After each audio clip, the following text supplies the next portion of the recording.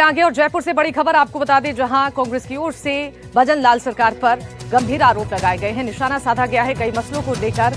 आपको बता दें कि गोविंद सिंह डोटासरा ने राज्य सरकार पर हमला बोला है। शिक्षा कानून व्यवस्था को लेकर निशाना साधा है।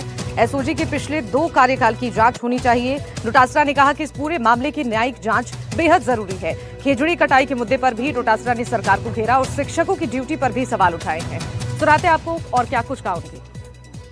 40,000 से ज्यादा बच्चियों के लिए जो टॉयलेट शौचालय उसके लिए आवश्यकता है, उसकी कोई बात नहीं कर रहे हैं।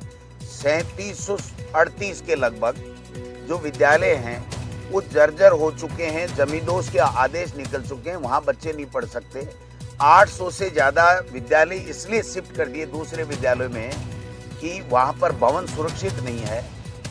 मैं समझता हूं कि 80,000 कमरों की कमी है, कक्षों की कमी है, उस पे मंत्री जी का ध्यान नहीं है। और केवल राम कथा कराओ, लोगों को भ्रमित करो।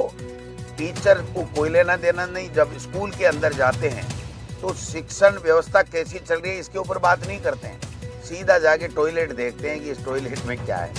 अरे भाई, टॉयलेट बनाओ तो सही, बाद में देखना। एसआईआर का काम चल रहा है, जनगणना का काम चल रहा है, दोनों राष्ट्रीय महत्व के हैं। पंचायत राज का चुनाव चल रहा है, वो भी राष्ट्रीय महत्व का है। उनके अलावा इनको कहां से मिल गए टीचर? 1.5 लाख टीचर कम है आज भी यहाँ पर। कोड में खाज होने के बाद में बचता कुछ भी नहीं है।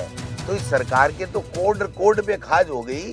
खेजड़ी जो देव वृक्ष है हमारा, पूजा जाता है। आज 50,000 लोग वहाँ धरने पे बैठे हैं। गांव में, हर गांव के अंदर खेजड़ी को जो पूजने का काम हमारी माता बहनें और हम सब करते हैं, उसके बचाने के लिए भी आंदोलन करना पड़ रहा है। ये अपनी पीठ थपथपा रहे हैं कि हम सोलर ला रहे हो। आप काय का सोलर ला रहे हो? चलिए आगे बढ़ते हैं। झुंझुनू से खबर आपको बता दें, जहां पर अवैध खनन को लेकर ग्रामीणों की नाराजगी देखी गई है। बता दें कि अवैध खनन और ब्लास्टिंग के खिलाफ ग्रामीणों ने धरना भी शुरू कर दिया है। ग्रामीणों का प्रतिनिधिमंडल हनुमान बेनीवाल से मिला है और दिल्ली में सांसद के आवास पर अपनी बात को रखी है। ग्रामीणों से बात कर सांसद ने आश्वासन दिया है, अवैध खनन का मुद्दा लोकसभा में उठाने का आश्वासन दिया।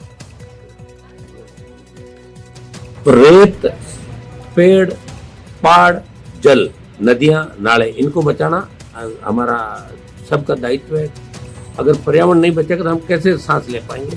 इसलिए प्रत्येक व्यक्ति को सजग रहना चाहिए। सरकार को कठोर कानून बना के और कठोर कानूनी कार्रवाई उन सब लोगों पर जिन्होंने पहले भी अगर अवैध माइनिंग की है, पहाड़ को गलत खोदा, नदी नाले इन्होंने जो उनको अतिक्रमण करने का प्रयास किया, बजरी की आड़ में, चाहे माइनिंग की आड़ के अंदर, और अब वो सफेद पोस्ट बन गए, पॉलिटिकल लोग बन गए। तो उन सब की जांच करा के और सख्त कार्रवाई सरकार को करेंगे। आवश्यक पर अलग से कानून लेके आए जिसमें जमानत का प्रावधान नहीं हो। ऐसा करेंगे।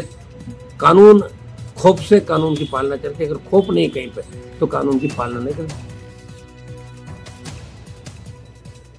अब आगे झुंझुनू से बड़ी खबर बता दें, जहां पंचायत चुनाव से पहले परिसीमन का मुद्दा उठाया गया है ग्रामीणों की ओर से। दरअसल माखर ग्राम पंचायत में वार्ड परिसीमन में बड़ी खामियां सामने आई हैं। एक ही परिवार के सदस्य अलग अलग वार्डों में दर्शाए गए हैं।